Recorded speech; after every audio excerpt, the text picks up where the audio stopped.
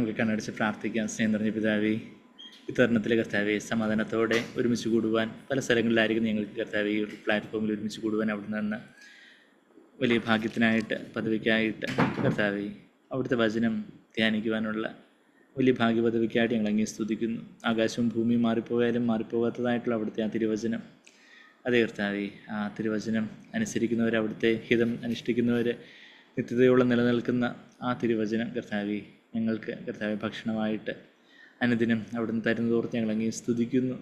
കർത്താവെ, ഞങ്ങൾ അന്ത്യകാലത്തിൻ്റെ പല കാര്യങ്ങളും ധ്യാനിക്കുമ്പോൾ കർത്താവെ ആ കാര്യങ്ങളെല്ലാം ജ്ഞാനത്തോട് മനസ്സിലാക്കുവാൻ ഞങ്ങളെ സഹായിക്കണം. പല കാര്യങ്ങളും കർത്താവെ ഞങ്ങൾക്ക് മറഞ്ഞിരിക്കുന്നതായിട്ടുണ്ട് കർത്താവെ. ആ കാര്യങ്ങളൊക്കെ കർത്താവ് ഇനിയും കാലങ്ങളുടെ ചുരുളഴിയുമ്പോൾ, നാളുകൾ നീങ്ങുമ്പോൾ ആ കാര്യങ്ങളെ സംഭവങ്ങൾ ഞങ്ങളുടെ കൺമുന്നിൽ സംഭവിക്കുമ്പോൾ അത് ഞങ്ങൾക്ക് കൂടുതൽ വ്യക്തമാവുമല്ലോ.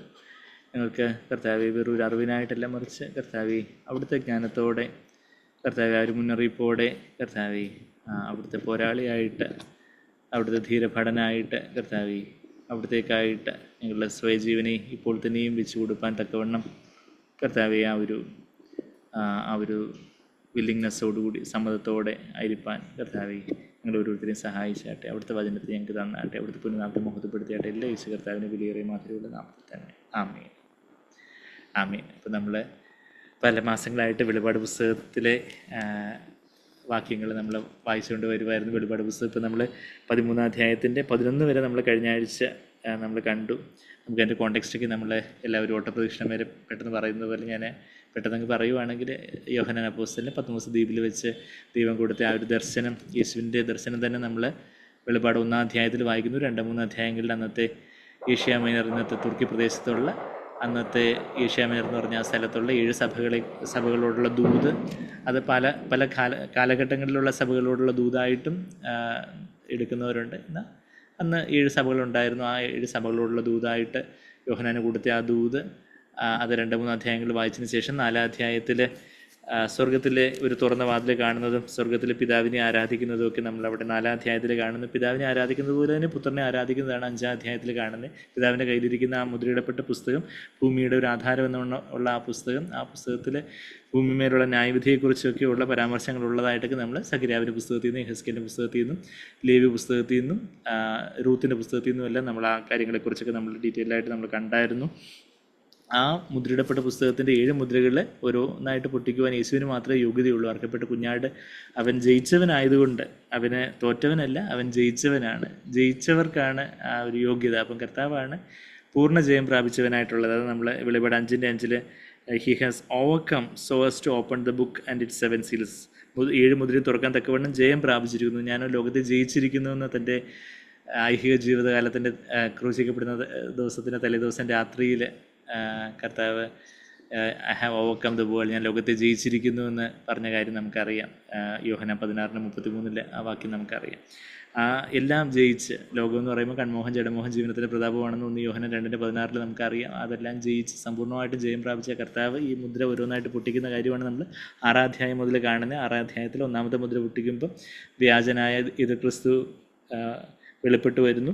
2-ാമത്തെ മുദ്ര യുദ്ധം, 3-ാമത്തെ മുദ്ര ക്ഷാമം, 4-ാമത്തെ മുദ്ര ആകുമ്പോഴത്തേക്ക് പല ബാധകളാലുള്ള മരണങ്ങൾ, പിന്നെ 5-ാമത്തെ മുദ്രയാകുമ്പോൾ മഹോപദ്രവവും, 6-ാമത്തെ മുദ്രയിൽ കർത്താവിൻ്റെ 2-ാമത്തെ വരവും ദൈവത്തിൻ്റെ മഹാക്രോധത്തെക്കുറിച്ചുള്ള, കുഞ്ഞാടിൻ്റെ മഹാക്രോധത്തെക്കുറിച്ചുള്ള ഒരു സൂചനയൊക്കെ 6-ാമത്തെ മുദ്രയിൽ കാണുന്നു.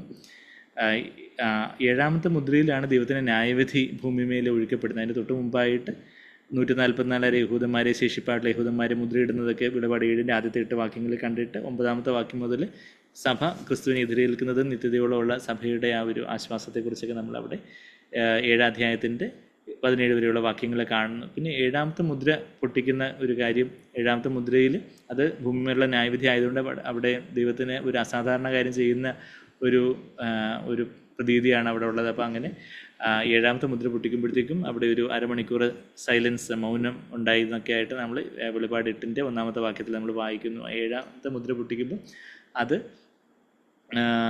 7 ദൂതന്മാർ ഉഴുതുന്ന 7 കാഹളങ്ങൾ ഈ 7-ാമത്തെ മുദ്രയിലുണ്ട്. അപ്പം ഈ 7-ാമത്തെ മുദ്ര പൊട്ടിക്കുമ്പോഴാണ് ഈ ഓരോരോ കാഹളങ്ങളായിട്ട് ഊതാൻ തുടങ്ങുന്നത്. ആദ്യത്തെ 3 കാഹളങ്ങളെക്കുറിച്ച്, ആദ്യത്തെ 4 കാഹളങ്ങളെക്കുറിച്ച് നമ്മൾ 8-ാം അധ്യായത്തിൽ വായിക്കുന്നു. 5-6 കാഹളങ്ങളെക്കുറിച്ച് നമ്മൾ 9-ാം അധ്യായത്തിൽ വായിക്കുന്നു. 7-ാമത്തെ കാഹളത്തെക്കുറിച്ച് വായിക്കുന്നത് നമ്മൾ 11-ാം അധ്യായത്തിൻ്റെ 15-ാമത്തെ വാക്യത്തിലാണ്. 7-ാമത്തെ 6 കാഹളങ്ങളും ന്യായവിധിയെക്കുറിച്ചുള്ള കാര്യങ്ങളൊക്കെ നമ്മൾ കാണുന്നുണ്ട്. 7-ാമത്തെ കാഹളത്തിലാണ് കർത്താവ്, അന്ത്യകാഹളത്തിലാണ് കർത്താവിൻ്റെ രാജ്യത്വം കർത്താവ് ഭൂമിയിൽ രാജാവായിട്ട് വാഴാൻ തുടങ്ങുന്നത്. അതൊരു 1000 വർഷക്കാലം ഒരു വാഴ്ചയാണെന്നുള്ളൊരു കാര്യമൊക്കെ നമ്മൾ പിന്നീട് വെളിപാട് 20-ാം അധ്യായത്തിലേക്ക് നമ്മൾ വരുമ്പം അവസാന കാലം 1000 വർഷക്കാലം സാത്താനെ അഗാധ കൂപത്തിലിടുന്നതും ഒക്കെയുള്ള കാര്യം നമ്മൾ കാണുന്നുണ്ട്. അപ്പം ആ 7-ാമത്തെ മുദ്ര പൊട്ടിച്ച് ഉള്ള 7-ാമത്തെ കാഹളത്തിൻ്റെ സമയത്താണ് കർത്താവിൻ്റെ രാജ്യത്വവും അവിടെ വിശുദ്ധന്മാർക്കുള്ള ദൈവമക്കൾക്കുള്ള പ്രതിഫലമൊക്കെ കിട്ടുന്നത്. എന്നാൽ 1000 വർഷക്കാലം ഭരണത്തിന് ശേഷമാണ് അവിശ്വാസികളുടെ ന്യായവിധിയെക്കുറിച്ച് നമ്മൾ വെളിപാട് 20-ന്റെ 11 മുതലുള്ള വാക്യങ്ങളിലൊക്കെ നമ്മൾ വായിക്കുന്നത്. പിന്നെ അപ്പോൾ അങ്ങനെ 7 കാഹളങ്ങൾ 10-ാം അധ്യായത്തിൽ, വെളിപാട് 10-ാം അധ്യായത്തിൽ പിന്നെ ദൂതൻ ഇതെല്ലാം നിവൃത്തിയാകും എന്ന് പറഞ്ഞ് ദൈവത്തെ വിളിച്ച് ആണയിടുന്നൊരു കാര്യം, ദാസന്മാരെ പ്രവാചകന്മാർക്ക് അറിയിച്ചു കൊടുത്തതുപോലെ എല്ലാം നിവൃത്തിയാകും എന്നൊക്കെ വെളിപാട് 10-ന്റെ 6 ആ ഒരു ആണയിടുന്നൊരു കാര്യമൊക്കെ നമ്മൾ കാണുന്നുണ്ട് 10-ന്റെ 6-7 വാക്യങ്ങളിൽ. അത് കഴിഞ്ഞിട്ട് ഈ മുദ്രയിടപ്പെട്ട പുസ്തകം, അത് അപ്പോഴത്തേക്കും മുദ്രയെല്ലാം തുറന്ന പുസ്തകമായിട്ടാണ് ഈ ദൂതൻ ആ മുദ്ര തുറന്ന് ഒരു ഓപ്പൺ ബുക്ക് പിടിച്ചു നിൽക്കുന്ന Litin book which was open. വെളിപാട് 10-ന്റെ 2 കയ്യിൽ തുറന്ന ഒരു ചെറു പുസ്തകം, ആ മുദ്രയിടപ്പെട്ട പുസ്തകമെല്ലാം മുദ്രയെല്ലാം പൊട്ടിച്ചു കഴിഞ്ഞു. ആ തുറന്ന പുസ്തകം, ആ പുസ്തകം ഭക്ഷിക്കാനായിട്ട് യോഹന്നാന് കൊടുക്കുന്നതും അത് വായിലെ മധുരവും വയറ്റിലെ കയ്പായിരിക്കുന്നതിൻ്റെ ആത്മീയാർത്ഥങ്ങളും കാര്യങ്ങളൊക്കെ നമ്മൾ കണ്ടു. അതിനുശേഷം പിന്നെ യോഹന്നാൻ തുടർന്ന് പ്രവചിക്കുന്ന കാര്യമാണ് 11-ാം അധ്യായം മുതൽ 11-ാം അധ്യായത്തിൽ അവിടെ അന്ത്യകാലത്ത്, അതായത് അന്ത്യകാലത്ത് എന്ന് പറയുമ്പോൾ കർത്താവ് വരുന്നതിന് തൊട്ട് മുമ്പുള്ള 3.5 വർഷക്കാലം ആയിരിക്കും എതിർ ക്രിസ്തുവിൻ്റെ ഭരണം. ആ സമയത്ത് കർത്താവിൻ്റെ ധീര പടയാളികളായിട്ട് നമ്മളിപ്പം ക്രിസ്ത്യൻ സൈന്യത്തിൽ ചേർന്ന് ഞാൻ സൈന്യത്തിൽ നല്ല പോർ പൊരുതു എന്നൊക്കെ നമ്മൾ പറഞ്ഞ് പാടി. അപ്പോൾ അന്ന് കർത്താവിൻ്റെ സാക്ഷികളായിട്ടുള്ള 2 സഹോദരന്മാരും മോശയുടെ ഏലിയാവിൻ്റെ ആത്മാവിലുള്ള ശുശ്രൂഷയോടുകൂടി അവർ എതിർ ക്രിസ്തുവിനെതിരെ നിലകൊള്ളുന്ന ഒരു കാര്യവും അവർ 3.5 വർഷത്തെ അവരുടെ ശുശ്രൂഷയ്ക്ക് ശേഷം അവരെ എതിർ ക്രിസ്തു കൊല്ലുന്നതും കൊല ചെയ്യുന്നതും, അങ്ങനെ 3 ദിവസം അവരുടെ ഡെഡ് ബോഡീസ്, മൃതശരീരം അവിടെ 3 ദിവസമല്ല 3.5 ദിവസം, വെളിപാട് 11-ന്റെ 9 3.5 ദിവസം ആ യെരുശലേം തെരുവീതിയിൽ ആ ഡെഡ് ബോഡീസ് കിടക്കുന്നതും പിന്നീട് അവർ 3 ദിവസത്തിന് ശേഷം കർത്താവ് അവർ ഉയർത്തെഴുന്നേൽപ്പിക്കുന്നതും ഒക്കെ നമ്മളവിടെ കാണുന്നുണ്ട്. അതിനുശേഷം പിന്നെ ആ 7-ാമത്തെ കാഹളത്തെക്കുറിച്ചുള്ള കാര്യം നമ്മൾ കണ്ടു. അതിനുശേഷം അപ്പോഴാണ് കർത്താവിൻ്റെ 2-ാമത്തെ വരവ്, 7-ാമത്തെ കാഹളം. കർത്താവിൻ്റെ 2-ാമത്തെ വരവ് എന്ന് പറയുമ്പം കർത്താവിൻ്റെ 2-ാമത്തെ വരവും സഭ ചേർക്കപ്പെടുന്നതും പിന്നെ ഭൂമിയിലുള്ള ന്യായവിധിയുടെ ആ ഒരു 7-ാമത്തെ കാഹളത്തിൻ്റെ ആ ഒരു കാഹളം ധ്വനിക്കുന്നതൊക്കെ അവിടെ നമ്മൾ കാണുന്നത്. പിന്നെ 12-ാം അധ്യായത്തിൽ ഇസ്രായേലിനെ നമ്മൾ കാണുവാണ്. ഇസ്രായേലിൻ്റെ സന്തതിയായിട്ടുള്ള യേശുവിനെ ഒടുക്കിക്കളയാനുമായിട്ട് സാത്താൻ ശ്രമിക്കുന്നതും പിന്നീട് നമ്മൾ സ്വർഗത്തിലൊരു യുദ്ധത്തെക്കുറിച്ചൊക്കെ കാണുന്നു. അവിടെ കർത്താവ് വരുന്നതിന് തൊട്ട് മുമ്പ് ഉള്ള 3.5 വർഷക്കാലത്തിന് തൊട്ട് മുമ്പ് സാത്താന് തൻ്റെ സൈന്യത്തിനെതിരായിട്ട് മിഖായേലിൻ്റെ നേതൃത്വത്തിലുള്ള ദൂതന്മാർ ഒരു യുദ്ധം നടത്തുന്നതും ആ 2-ാം സ്വർഗത്തിൽ നിന്ന് സാത്താനെയും അവൻ്റെ സൈന്യത്തെയും എല്ലാം അവൻ്റെ കൂടെയുള്ള ദുരാത്മാക്കളെ എല്ലാം കൂടെ ഭൂമിയിലേക്ക് തള്ളിക്കളയുന്നതായിട്ടൊക്കെ നമ്മൾ വെളിപാട് 12-ന്റെ 9 കാണുന്നു. പിന്നെ കുഞ്ഞാടിൻ്റെ രക്തത്താൽ ജയാളികൾ അവനെ ജയിക്കുന്നതിനെക്കുറിച്ചൊക്കെ നമ്മൾ 11-ാമത്തെ വാക്യത്തിലൊക്കെ നമ്മൾ വായിച്ചു. പിന്നീട് തുടർന്നുള്ള വാക്യത്തിൽ ഇസ്രായേലിനെതിരെ അവൻ്റെ ക്രോധം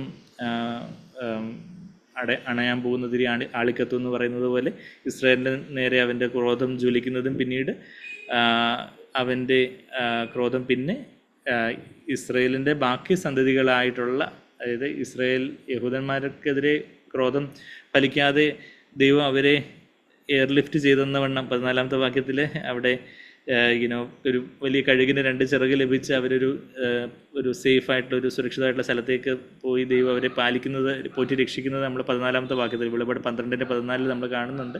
അപ്പം ആ ക്രോധം ഫലിക്കാതെ വന്നപ്പോഴത്തേക്കും പിന്നെ ഇസ്രായേലിൻ്റെ ബാക്കി സന്തതികളായിട്ടുള്ള ദൈവസഭയ്ക്കെതിരായിട്ടാണ് അവൻ്റെ ക്രോധം എന്നുള്ള കാര്യമാണ് നമ്മൾ 17-ാമത്തെ വാക്യത്തിൽ മഹാസർപ്പം സ്ത്രീയോട് കോപിച്ച് ദൈവകൽപ്പന പ്രമാണിക്കുന്ന യേശുവിന് സാക്ഷിയുള്ളവരുമായി അവരുടെ സന്തതിയിൽ ശേഷിപ്പുള്ളവരോട് യുദ്ധം ചെയ്യുവാൻ. അപ്പം അവിടെ ആ അവസാനം 3.5 വർഷക്കാലം മഹോപദ്രവത്തിൻ്റെ സമയത്തും സഭ അവിടെ തന്നെ ഉണ്ട് എന്നുള്ളൊരു കാര്യമാണ് നമ്മളവിടെ കാണുന്നത്. അവിടെ കർത്താവിൻ്റെ കൽപ്പന പ്രമാണിക്കുന്നവർ, യേശുവിൻ്റെ സാക്ഷിയുള്ളവരുമായിട്ടുള്ള അവളുടെ സന്തതിയിൽ ശേഷിപ്പുള്ളവരോടുള്ള യുദ്ധത്തെക്കുറിച്ച് നമ്മൾ വായിക്കുന്നു.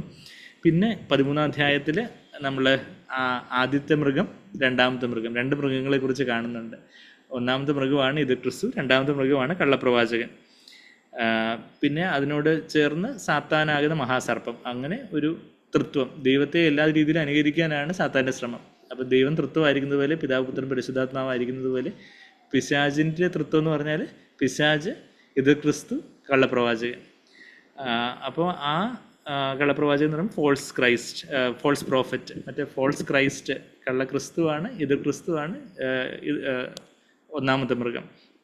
ഒന്നാമത്തെ മൃഗം അവൻ സമുദ്രത്തിൽ നിന്ന് കയറി വരുന്ന കാര്യമാണ് നമ്മൾ 13:1 വായിക്കുന്നത്. സമുദ്രം ജാതികളെ സൂചിപ്പിക്കുന്നു. അപ്പം ഒരു ജൂ അല്ലാത്ത ഒരാൾ, ജാതീയനായ യഹൂദനല്ലാത്ത ഒരാളായിരിക്കും ഇത് ക്രിസ്തു എന്നുള്ളൊരു കാര്യമാണ് നമ്മളത് അതിൽ നിന്നുള്ളൊരു സൂചന നമ്മൾ കാണുന്നത്. എന്നാൽ ഈ ഫോൾസ് പ്രോഫറ്റ്, കള്ളപ്രവാചകന്,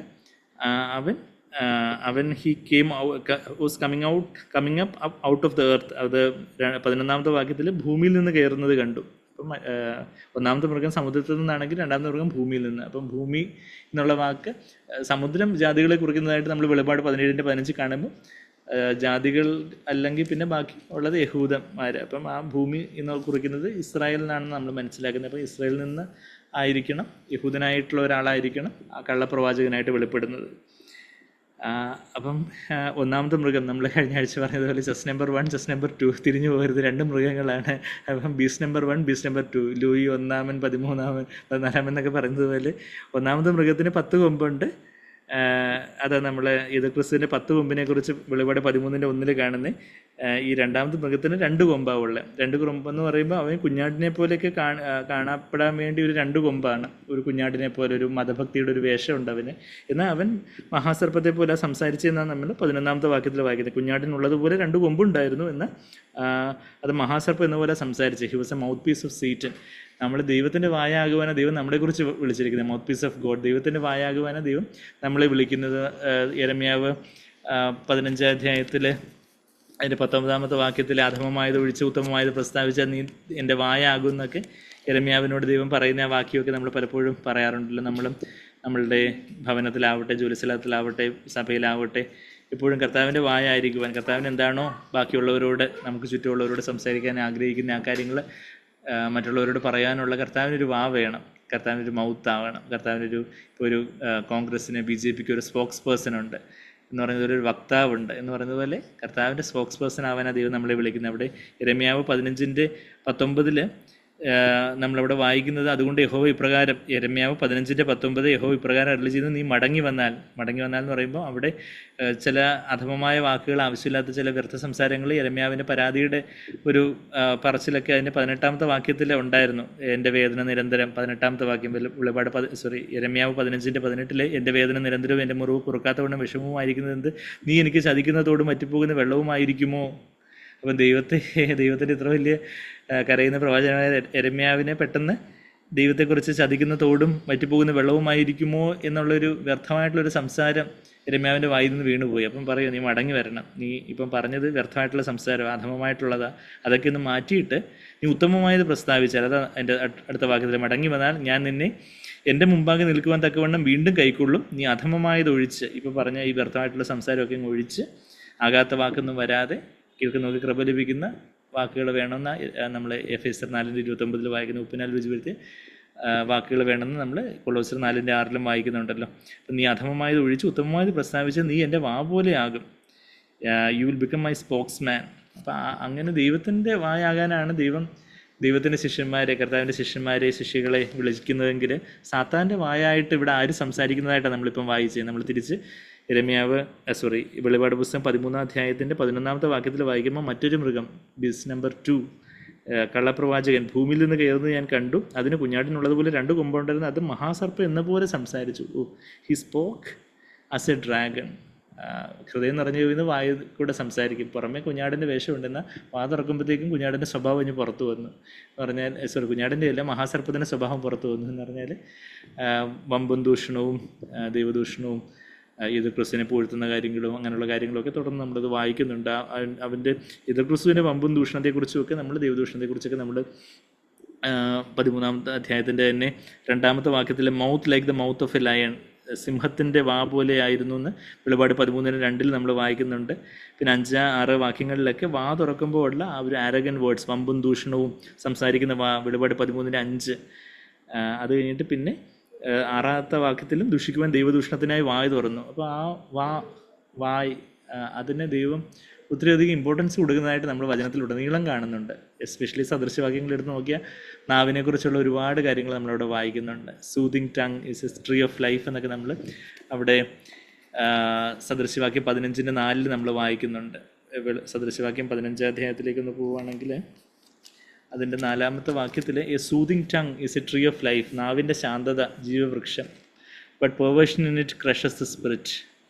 സൂതിങ് ടങ്, നമുക്ക് കർത്താവിൻ്റെ വാക്കുകൾ നമ്മുടെ നാവിൽ വരണമെങ്കിൽ നമ്മുടെ സ്വയം ആണ് അതിന് തടസ്സമായിട്ട് നിൽക്കുന്നത്. നമ്മുടെ സ്വയജീവൻ, സെൽഫ് ലൈഫ്, അത് ക്രൂസിലാണെങ്കിൽ നമ്മൾ 0 ആയിട്ട് ദൈവമുമ്പാകെ നമ്മൾ തന്നെ സമ്പൂർണ്ണമായിട്ട് താഴ്ത്തിയിട്ടുണ്ടെങ്കിൽ പരിശുദ്ധാത്മ നമ്മളുടെ ആത്മാവിലൊന്ന് നിറഞ്ഞ് ആത്മാവിൽ നിന്ന് നമ്മളുടെ ദേഹിയെ നിയന്ത്രിക്കാൻ തുടങ്ങും. ദേഹി എന്ന് പറയുമ്പോൾ നമ്മുടെ ചിന്തകളെയും വികാരങ്ങളെയും തീരുമാനങ്ങളെയൊക്കെ പരിശുദ്ധാത്മാവിൻ്റെ സ്വാധീനത്തിലേക്ക് വരുമ്പോൾ നമ്മളുടെ വാക്കുകൾ നമ്മളുടെ ദേഹിയിൽ നിറഞ്ഞു കഴിഞ്ഞ് നമ്മുടെ ദേഹത്തിലാണ് നമ്മുടെ നാവും കണ്ണും മൂക്കും നാക്കും എല്ലാം ഉള്ളത്. അപ്പം നമ്മുടെ നാവിലും ആ ഒരു പരിശുദ്ധാത്മാവ് തരുന്ന അട്രൻസസ്, ഒരാൾ സംസാരിക്കുന്നവൻ ദൈവത്തിന് അരുളപ്പാടെന്ന് വേണം സംസാരിക്കണമെന്ന് 1 പത്രോസ് 4:11 നമ്മൾ വായിക്കുന്നത്. പരിശുദ്ധാത്മാവ് ആത്മാവിൽ നിന്ന് നിറഞ്ഞു കവിഞ്ഞ് ദേഹിയിൽ നിന്ന് നിറഞ്ഞു കവിഞ്ഞ് വായിൽ കൂടെ, അത് ഒരു സൂതിങ് ടങ് ആണെങ്കിൽ അതൊരു ട്രീ ഓഫ് ലൈഫ്, മറ്റുള്ളവർക്ക് ജീവൻ പകരുന്ന വാക്കുകൾ ആയിരിക്കണം. എന്നാൽ അതിൻ്റെ വക്രതയാണെങ്കിലോ അത് മനോവ്യസനം, മറ്റുള്ളവർക്ക് വേദന ഉണ്ടാക്കുന്ന, മറ്റുള്ളവരെ കളിയാക്കുന്ന, മറ്റുള്ളവരെ കുത്തുന്ന, മുറിപ്പെടുത്തുന്ന, ആക്കുന്ന സംസാരം, ദയാർത്ഥമായിട്ടുള്ള പ്രയോഗങ്ങളും കാര്യങ്ങളും ഒക്കെ. എന്നാൽ ആ ഒരു സൂതിങ് ടങ്, അത് ഈവൻ ജീവനും മരണവും നമുക്കറിയാം. ഇതേ സദൃശ്യവാക്യം 18:21 ഞാൻ എങ്ങനെ ഓർക്കുന്നതെന്ന് കഴിഞ്ഞ ദിവസം സഹോദരനോട് പറയുന്നുണ്ടായിരുന്നു. 18:21. അപ്പം 18:21 ഓർക്കാൻ എളുപ്പമെന്ന് പറഞ്ഞാൽ ഏത് പ്രായത്തിലാണ് മാരേജ് വാലിഡ് ആയിട്ടുള്ള ഏജ് ഏതാണ്? സ്ത്രീകൾക്ക് 18, പുരുഷന്മാർക്ക് 21. അപ്പോൾ 18:21 എങ്ങനെയെങ്കിലും നമുക്ക് ഓർക്കണമല്ലോ. അപ്പോൾ അതുകൊണ്ട് സദൃശ്യവാക്യം 18:21 ഡെത്ത് ആൻഡ് ലൈഫ്, മരണവും ജീവനും നാവിന് അധികാരത്തിലിരിക്കുന്നു. അതിലിഷ്ടപ്പെടുന്നവർ അതിൻ്റെ ഫലം അനുഭവിക്കും. ഏതാണോ ഇഷ്ടപ്പെടുന്നത് അതിൻ്റെ ഫലം. മരണം ഇഷ്ടപ്പെടുന്നവർ മരണത്തിൻ്റെ ഫലം അനുഭവിക്കും. വിതയ്ക്കുന്നത് തന്നെ കൊയ്യും. ജഡത്തിനായിട്ട് വിതച്ചാൽ നാശം കൊയ്യും, ആത്മാവിൽ വിതച്ചാൽ നിത്യജീവനെ കൊയ്യും എന്നൊക്കെ നമ്മൾ ഗലാത്യർ 6:7-9 വരെയുള്ള വാക്യങ്ങൾ വായിക്കുന്നുണ്ടല്ലോ. അപ്പം നമ്മളുടെ നാവിലാണ് അത് നാവിൽ എന്ന് പറയുമ്പോൾ നമ്മൾ വചനം സംസാരിക്കുമ്പോൾ മാത്രമല്ല, നമ്മളുടെ ജീവിത പങ്കാളിയോട്, ഭാര്യയോട്, ഭർത്താവിനോട്, കുഞ്ഞുങ്ങളോട് സംസാരിക്കുമ്പോൾ, അപ്പനമ്മമാരോട് സംസാരിക്കുമ്പോൾ, അയൽവക്കക്കാരോട് സംസാരിക്കുമ്പോൾ, അപ്പോൾ ആ ഒരു നാവിൻ്റെ എംഫസിസ് നമ്മൾ പുതിയ നിയമത്തിലുടനീളം കാണുന്ന കാര്യം നമുക്കറിയാം. പരിശുദ്ധാത്മാവ് അവിടെ പുതിയ ഉടമ്പടി സ്ഥാപിക്കുമ്പം തന്നെ ഈ പെന്തക്കോസ്ത് നാളിൽ അഗ്നി നാവായിട്ട് വന്നതായിട്ട്, അഗ്നി കൈയായിട്ടോ അഗ്നി കാലായിട്ടോ അഗ്നി കണ്ണായിട്ടോ ഒന്നുമല്ല വന്നത്, അഗ്നി നാവായിട്ടാണ് വന്നത്. അതിനുശേഷം പിന്നീട് അവർ അന്യഭാഷ സംസാരിക്കാൻ തുടങ്ങുന്നത് നമ്മൾ അപ്പോസ്തലപ്രവൃത്തികൾ 2 വായിക്കുന്നത്. ആദ്യം അഗ്നിനാവ്, പിന്നീടാണ് അതർ ടങ്സ്. എന്നാൽ ഇന്ന് ക്രിസ്തീയ ലോകത്ത് ഒത്തിരി അന്യഭാഷയെക്കുറിച്ചുള്ള ഒരു ഓവർ എംഫസിസ്, അതും വ്യാജ അന്യഭാഷയാണ് പലയിടത്തും നടക്കുന്നത്. എന്നാൽ അതിനെക്കുറിച്ചുള്ള പല ഓവർ എംഫസിസ് ഉണ്ട്. എന്നാൽ യഥാർത്ഥത്തിലുള്ള അഗ്നിമയമായ ഒരു നാവിനെക്കുറിച്ചുള്ള ഒരു കാര്യം, അതിനെക്കുറിച്ച് ഉള്ള അതിനെക്കുറിച്ച് അത് തീരെ കാണാനില്ല, കേൾക്കാനില്ല എന്നുള്ള തരത്തിലുള്ള കാര്യങ്ങളാണ് നമ്മൾ ലോകത്ത് കാണുന്നതെന്ന് വെച്ചാൽ സാങ്ക്ലേർ പറയുന്നത് പോലെ they speak in other tongues during the Sunday meetings. Sunday morning they speak in other tongues and shouted the wives in the mother tongue in the Sunday afternoon എന്ന് പറയുന്നത് പോലെ അതർ ടങ്സിൽ ദൈവത്തെ സ്തുതിക്കുന്ന പോലെ ഞായറാഴ്ച രാവിലെ സ്തുതിക്കും, എന്നാൽ മദർ ടങ്ങിൽ ഭാര്യ ചെത്തി വിളിക്കും ഉച്ച കഴിഞ്ഞ്. അപ്പോൾ പിന്നെ അത് ഏത് ടങ്സാണ്? അപ്പോൾ അങ്ങനെയുള്ള ഒരു വ്യാജ ക്രിസ്തീയത പടർന്ന് പന്തലിച്ചിരിക്കുന്ന ഒരു സമയത്ത് ഇന്ന് നാവിൻ്റെ, ഇപ്പോൾ യാക്കോബ് പുതിയ നിയമത്തിൽ തന്നെ ഏറ്റവും ആദ്യം എഴുതപ്പെട്ട ലേഖനമായിട്ടുള്ള യാക്കോബിൻ്റെ ലേഖനത്തിൽ 3-ാം അധ്യായം മൊത്തം നാവിനെക്കുറിച്ച് പറയുന്ന കാര്യം നമുക്കറിയാം. 1-ാം അധ്യായത്തിന് 26 യാക്കോബ് 1:26 എന്താ പറയുന്നത്? നാവിനെ നിയന്ത്രിക്കാൻ പറ്റുന്നില്ലെങ്കിൽ ഭക്തി 0 ആണ്, ഭക്തി വ്യർത്ഥമാണ് എന്നുള്ളൊരു കാര്യം പറയുന്നുണ്ട്. കർത്താവ് തന്നെ മത്തായി 12-ാം അധ്യായത്തിൽ ഹൃദയം നിറഞ്ഞു കഴിഞ്ഞത് വായ പ്രസ്താവിക്കുന്നതൊക്കെ 34, 35, 36 വാക്യങ്ങളിൽ കെയർലെസ് ആയിട്ടുള്ള വേർഡിന് കണക്ക് കൊടുക്കേണ്ടി വരുന്ന കാര്യവും, പിന്നെ എഫേസ്യർ 4:29, കൊളോസ്യർ 4:6 ഒക്കെ നമ്മളിപ്പം വായിച്ച് കൃപ നൽകുന്ന വാക്കുകളാകാത്ത വാക്കുകൾ. അപ്പോൾ ആ ഒരു കാര്യങ്ങൾ എല്ലാം അതിൻ്റെ ഒരു എംഫസിസ്, അതിൻ്റെ ഒരു കോൺട്രാസ്റ്റ് നമ്മൾ കാണുന്നുണ്ട്. ആ ഒരു സാത്താനും അവൻ്റെ വക്താക്കളായിട്ട് ഇത് ക്രിസ്തുവും കള്ളപ്രവാചകനുമായിരിക്കുമ്പോൾ കർത്താവിൻ്റെ വക്താക്കളായിട്ട് കർത്താവിന് ഒരു നാവ് ആവശ്യമുണ്ട്, സാത്താനൊരു നാവ് ആവശ്യമുണ്ട്. സാത്താന് നാവ് കൊടുക്കാൻ വേണ്ടി ആരുണ്ട്? ഇത് ക്രിസ്തുവും കള്ളപ്രവാചകനും ഉണ്ട്. ഇന്ന് യേശു കർത്താവിന് നാവ് ആവശ്യമുണ്ട്.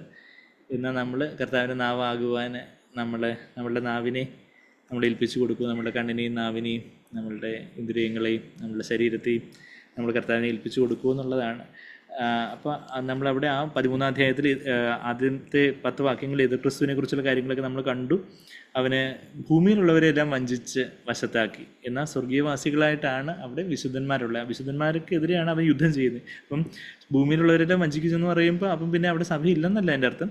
അവൻ വിശുദ്ധന്മാരോട് യുദ്ധം ചെയ്ത കാര്യമാണ് നമ്മൾ 7-ാമത്തെ വാക്യത്തിൽ വായിക്കുന്നത്. വിശുദ്ധന്മാരോട് യുദ്ധം ചെയ്ത് അവരെ ജയിക്കുവാനും അതിന് അധികാരം ലഭിച്ചു. എല്ലാം it was given to him. അവിടെ നമ്മൾ തുടർന്ന് വീണ്ടും നമ്മൾ ഇനിയിപ്പം വായിക്കാൻ പോകുന്ന വാക്യത്തിലും എല്ലാം ഇറ്റ് വാസ് ഗിവൺ ഹിം. 14-ാമത്തെ വാക്യത്തിലും ഈ കള്ളപ്രവാചകനെ കുറിച്ച് പറയുമ്പോൾ it was given him to perform. ഇതെല്ലാം നടക്കുമ്പം അടയാളങ്ങളെ കൊണ്ട് അതായത് നമുക്ക് തനിക്ക് ബലം കിട്ടിയ അടയാളങ്ങളെ കൊണ്ട്, മൃഗത്തിന് മുമ്പിൽ പ്രവർത്തിക്കാൻ തനിക്ക് ബലം കിട്ടിയ അടയാളങ്ങളെ കൊണ്ട്, തനിക്ക് ബലം കിട്ടിയെന്ന് പറഞ്ഞാൽ it was given him to perform. അത് ദൈവം അനുവദിച്ചു. ആ ഒരു കാര്യമാണ് നമ്മൾ വീണ്ടും 4 തവണ. ഒന്നാമത്തെ it was given him to speak arrogant words. 5-ാമത്തെ വാക്യത്തിൽ വമ്പും ദൂഷണവും സംസാരിക്കുന്ന വായ അതിന് ലഭിച്ചു. പിന്നെയും 42 മാസം പ്രവർത്തിക്കുവാൻ അധികാരവും ലഭിച്ചു. അത് ഗിവൺ ഹിം. അത് ദിദമോ ഗ്രാൻഡ് ചെയ്തു, ഗീവ് ചെയ്തു എന്നുള്ളൊരു വാക്ക് അവിടെ ഗ്രീക്കിൽ ഉപയോഗിച്ചിരിക്കുന്നത്. പെർമിഷൻ, ദൈവത്തിൻ്റെ ഒരു പെർമിഷൻ. അത് നമുക്ക് വലിയൊരു ആശ്വാസം നൽകുന്ന കാര്യമാണ്. ദൈവത്തിനെതിരായിട്ടുള്ള വലിയ കാര്യങ്ങൾ ഇന്ന് നമ്മുടെ ചുറ്റും ദൈവത്തിനെതിരായിട്ടുള്ള വലിയ കാര്യങ്ങൾ രാഷ്ട്രീയ തലത്തിലും ദേശീയ തലത്തിലും ഒക്കെ നടക്കുമ്പോഴും നമുക്ക് ഉള്ളൊരു ആശ്വാസം എന്ന് പറഞ്ഞാൽ എന്താ, കർത്താവ് അറിയാതെ അനുവദിക്കാതെ ഒന്നും സംഭവിക്കുന്നില്ല. ശരിയാണ്, ദൈവമേ എല്ലാം ഒരു ലക്കാനില്ലാതെ എങ്ങോട്ടോ പോകുന്നതൊക്കെ തോന്നുന്നു. പക്ഷെ എങ്കിലും കർത്താവെ അവിടുത്തെ കരങ്ങളിലാണ് ചുക്കാൻ. അവിടുന്നാണ് പരമാധികാരി. അവിടുന്ന് അറിയാതെ അനുവദിക്കാതെ ഒന്നും സംഭവിക്കുന്നില്ല. അപ്പം അവിടെ ഏതൊരു അധികാരവും ദൈവം അനുവദിച്ചിട്ടല്ലാതെ ആകുന്നില്ല എന്ന് നമ്മൾ റോമർ 13-ാം അധ്യായത്തിൽ വായിക്കുന്നുണ്ടല്ലോ. അപ്പോൾ it was given to him. അത് 5-ാമത്തെ വാക്യത്തിൽ 2 തവണ ആ ഗിവൺ നമ്മൾ വായിക്കുന്നുണ്ട്. പിന്നെ ഇപ്പം 14-ാമത്തെ വാക്യത്തിലും തനിക്ക് ബലം കിട്ടിയ അടയാളങ്ങളെ കൊണ്ട് ഇറ്റ് വാസ് ഗിവൺ ഹിം. പിന്നെ 15-ാമത്തെ വാക്യം വായിക്കുവാണെങ്കിൽ and it was given to him to give breath to the image. അവിടെ മൃഗത്തിൻ്റെ പ്രതിമയ്ക്ക് സംസാരിക്കുന്നതിന്, മൃഗത്തിൻ്റെ പ്രതിമയെ നമസ്കരിക്കാതെ കൊല്ലിക്കേണ്ടതിന് മൃഗത്തിൻ്റെ പ്രതിമയ്ക്ക് ആത്മാവിനെ കൊടുക്കുവാൻ അതിന് ബലം ലഭിച്ചു. അപ്പം ദൈവം അനുവദിക്കുന്നു. സാത്താന് ദൈവം ആദ്യമേ കൊടുത്ത, അവൻ പ്രധാന ദൂതനായിരുന്നപ്പോൾ കൊടുത്ത സൂപ്പർ നാച്ചുറലായിട്ടുള്ള പവേഴ്സ്, അതീന്ദ്രിയമായ ശക്തികൾ അവനുണ്ട്. അതൊന്നും ദൈവം തിരിച്ചെടുത്തില്ല. അവൻ റിബൽ ചെയ്തപ്പോൾ, അതായത് നമ്മളൊരാൾക്കൊരു ഗിഫ്റ്റ് കൊടുത്തു, നമ്മുടെ സുഹൃത്തായിട്ടുള്ള ഒരാൾക്ക് നമ്മൾ ഗിഫ്റ്റ് കൊടുത്തു. കുറച്ച് നാളായപ്പോൾ അയാൾ നമ്മുടെ ശത്രുവായിട്ട് തിരിഞ്ഞിരിക്കട്ടെ. അപ്പോൾ നമ്മൾ ചെന്ന് ഞാൻ അന്ന് തന്ന ഗിഫ്റ്റിന് തിരിച്ചു തരണമെന്ന് നമ്മളാരും മാന്യതയുള്ളവരാരും പറയത്തില്ല. എന്ന് വെച്ചാൽ നമ്മൾ സുഹൃത്തായിരുന്നു കൊടുത്തത്, പിന്നെ അത് തിരിച്ച് ദൈവത്തിന് വേണമെങ്കിൽ അത് ഗിഫ്റ്റ് എടുക്കാം. ദൈവം പരമാവധി സർവശക്തനാണ്. എന്നാൽ ദൈവം അതൊരു പ്രയോജനത്തിനായിട്ട് നമ്മളെ ശക്തിപ്പെടുത്താൻ വേണ്ടി, നമുക്ക് ഒരു റെസിസ്റ്റൻസ് ഉണ്ടെങ്കിൽ നമ്മളുടെ സ്പിരിച്വൽ മസിൽസ്, നമ്മുടെ ആത്മീയ പേശികളൊക്കെ ഒന്ന് പുഷ്ടിപ്പെടണമെങ്കിൽ, ഒന്ന് ശക്തിപ്പെടണമെങ്കിൽ നമുക്ക് റെസിസ്റ്റൻസ് വേണം. അപ്പോൾ അതിനുവേണ്ടി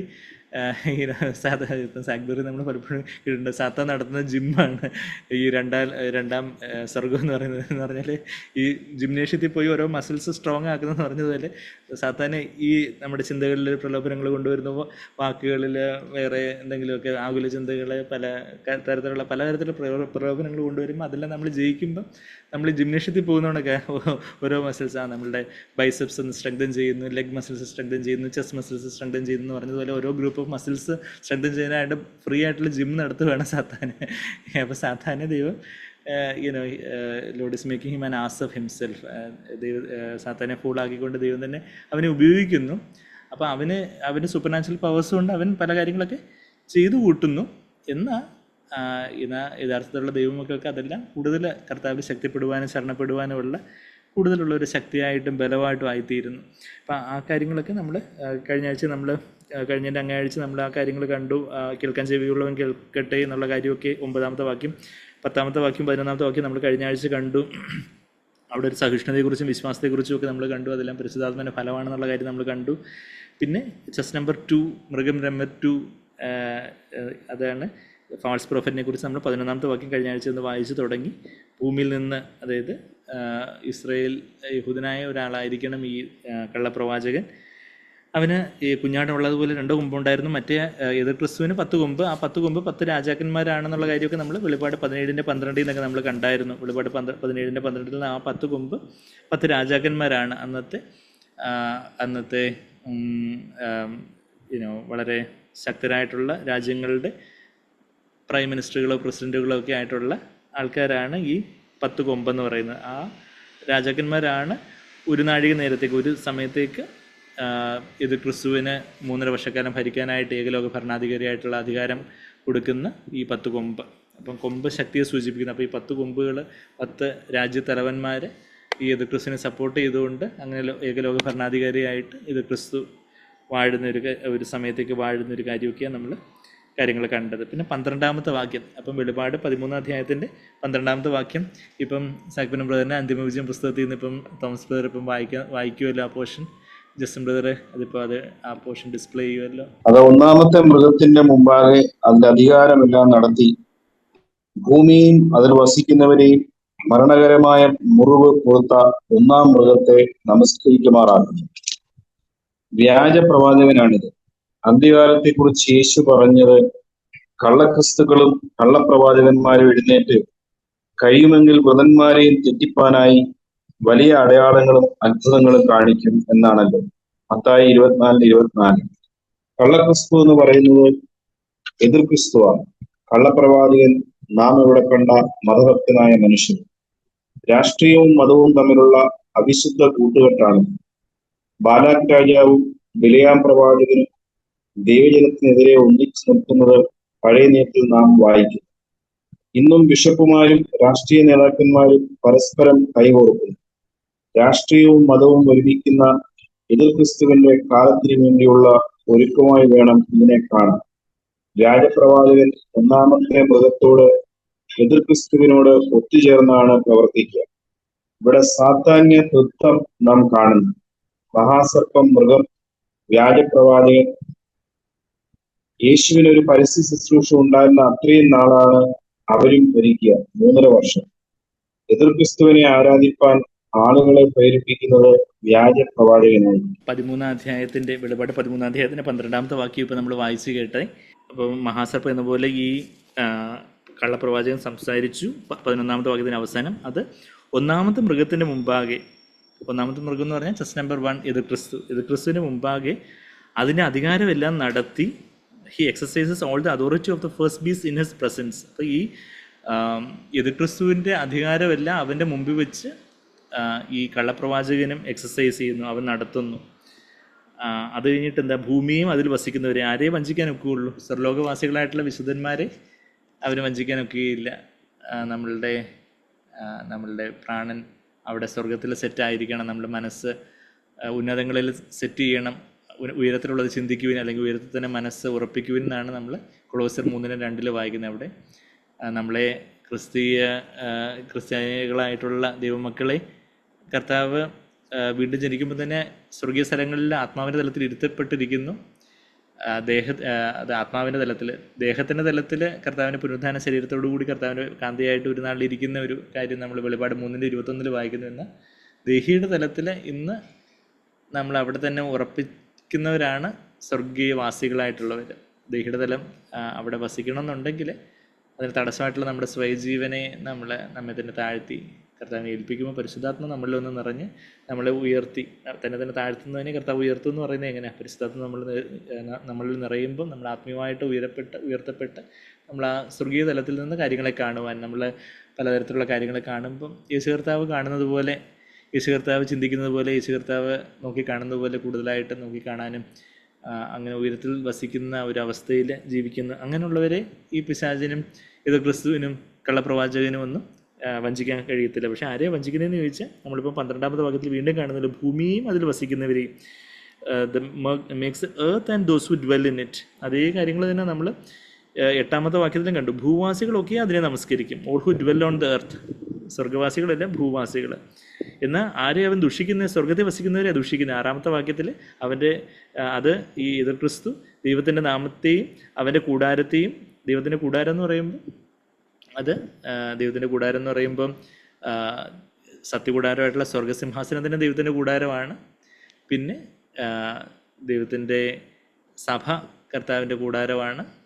പിന്നെ ആ സഭയിലുള്ള ഓരോരുത്തരും, നമ്മളുടെ ഓരോരുത്തരും ദൈവത്തിൻ്റെ സമാഗമന കൂടാരം എന്ന വണ്ണം നമ്മുടെ ആത്മാവ്, ദേഹി, ദേഹം അതൊരു ദൈവത്തിൻ്റെ കൂടാരമാണ്. നമ്മുടെ ദൈവത്തിൻ്റെ ആലയമാണെന്ന് നമ്മൾ 1 കൊരിന്ത്യർ 3:6-ലും 6:19-ലും 2 കൊരിന്ത്യർ 6:16-ലും ഒക്കെ വീണ്ടും വീണ്ടും നമ്മൾ വായിക്കുന്ന നമുക്കറിയാം. അപ്പം നമ്മളും ദൈവത്തിൻ്റെ കൂടാരം. അപ്പം നമുക്കെതിരെ, ദൈവത്തിൻ്റെ സ്വർഗസിംഹാസനത്തിനെതിരെ തന്നെ, സഭയ്ക്കെതിരെ, ദൈവമക്കൾക്കെതിരെയൊക്കെ ഉള്ള ദൂഷണം, അതാ അവൻ്റെ കൂടാരത്തെയും സ്വർഗത്തിൽ വസിക്കുന്നവരെയും ദുഷിക്കുവാനും ദൈവദൂഷണത്തിനായിട്ട് വാതിർന്നു. അപ്പോൾ സ്വർഗത്തിൽ വസിക്കുന്നവരുണ്ട്, ഭൂമിയിൽ വസിക്കുന്നവരുണ്ട്. അപ്പോൾ ആ അന്ത്യകാലത്ത് അത് കൂടുതലായിട്ട് വെളിപ്പെടും എന്നുള്ളൊരു കാര്യമാണ്. ഈവൻ നമ്മൾ 12-ാം അധ്യായത്തിൻ്റെ 12-ാമത്തെ വാക്യത്തിലും ആകയാൽ സ്വർഗവും അതിൽ വസിക്കുന്നവരുള്ളവരെ ആനന്ദിക്കുവിൻ. അപ്പോൾ ആ സ്വർഗത്തിൽ വസിക്കുന്നവരായിട്ടുള്ളവർക്കാണ് ഇത് സ്വർഗീയ കാഴ്ചപ്പാടിലെ കാര്യങ്ങളെ കാണുവാൻ കഴിയുന്നത്.